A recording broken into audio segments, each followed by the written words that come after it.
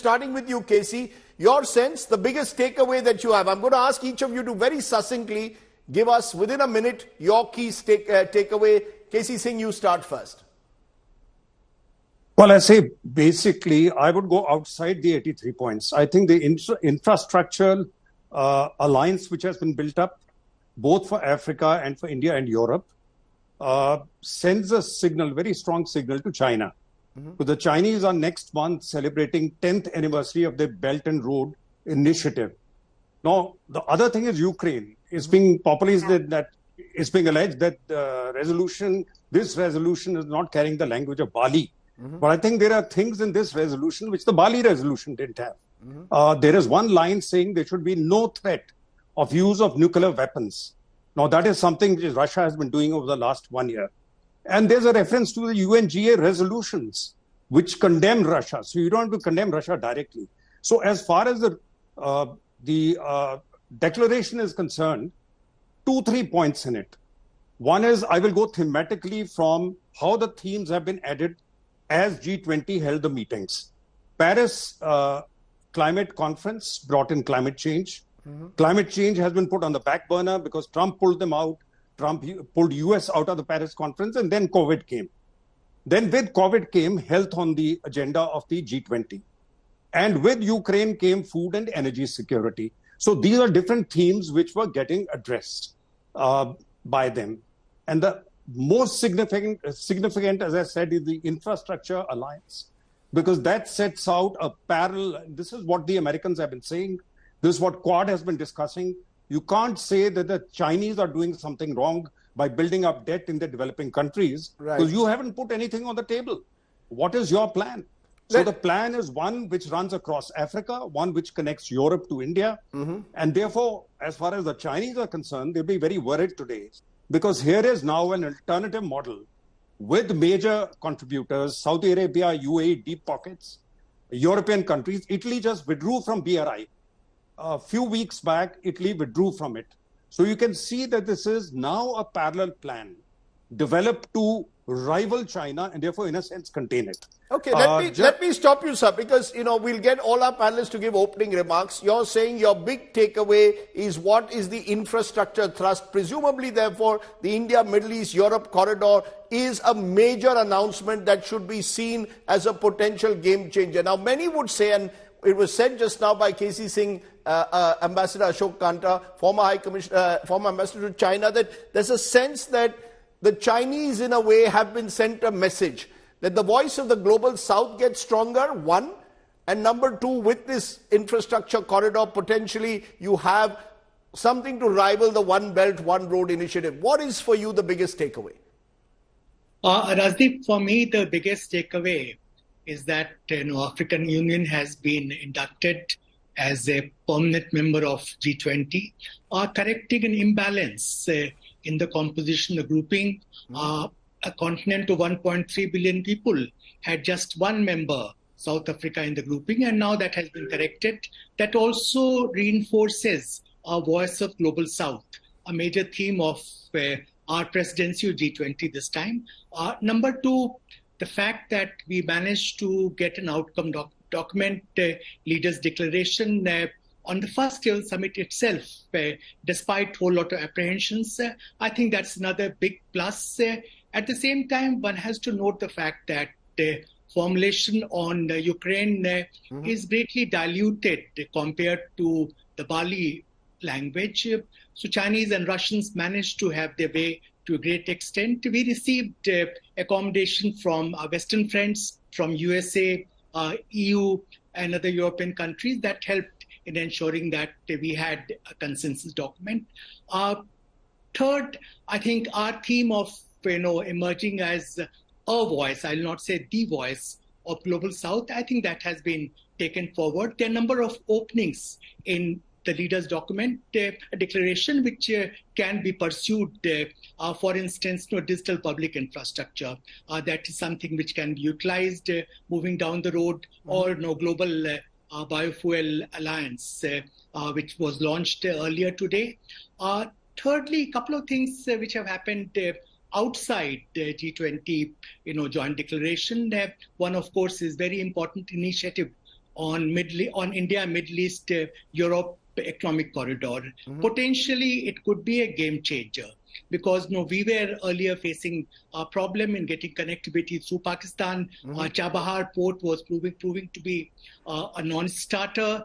Now we can have connectivity through Saudi Arabia, Europe, and beyond to Europe.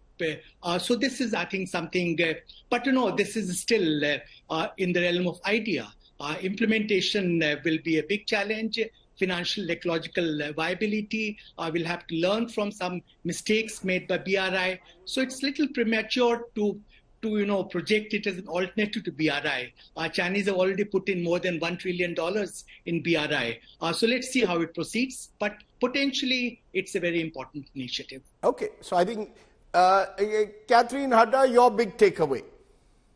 Okay, well, first of all, thank you very much for having me here today. It's a pleasure. I'm going to agree with everything that both you and the other panelists have said so far. It's a great moment for India's leadership in the G20, not just for this meeting, which released, as was said, a consensus document one day early, but also through the entire year of working group meetings on all these different subjects. In my view, it was also a very good day for the United States and the United States objectives in the G20. I think you're right. The language was possibly watered down about Ukraine, but we all know who it was directed to, so it doesn't really, matter all that much. China was never mentioned. Belt and Road Initiative was never mentioned, and yet the messaging was very clearly about that. The United States really came into this meeting with the objective of proving that it was committed to the global south. And in that, I would say the AU membership is a victory for the global north as well as the global south, to make this organization more credible for a wider variety of economies.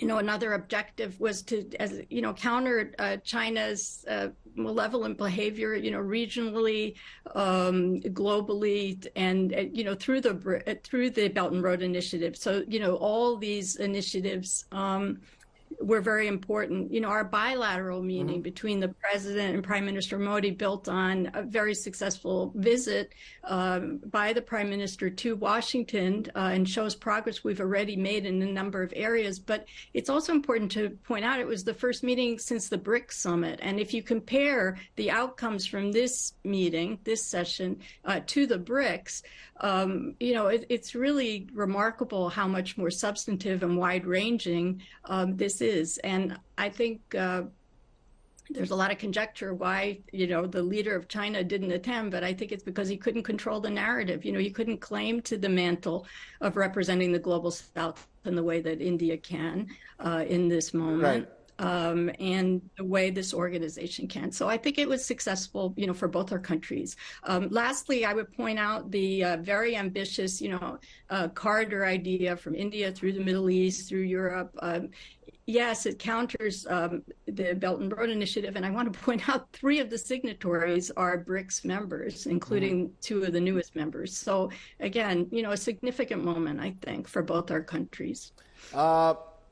African Union, in a sense, is a common theme that's running in right through the big takeaways of the day. The fact that a union that represents 55 nations is now part of G20, probably to be rechristened G21, is a major movement forward. Gurjeet Singh, former India's ambassador to African Union, will this be seen by the African Union? And we'll have a guest coming in from Uganda later in the show. Will it be seen as India making strides to take leadership of the global south and indeed will win the hearts and minds of people in Africa?